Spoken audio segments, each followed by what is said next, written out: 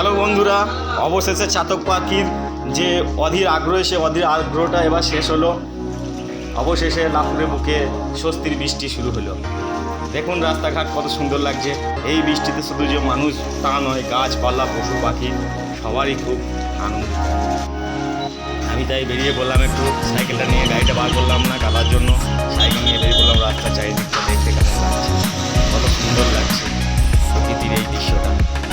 রাস্তার ধারে ধারে একটু জল জমে গিয়েছে, তাই আমি সাইকেল চালাতে চালাতে হাঁটিয়ে গিয়েছি। হাঁটিয়ে আস্তে আস্তে আস্তে চলতে লাগলাম।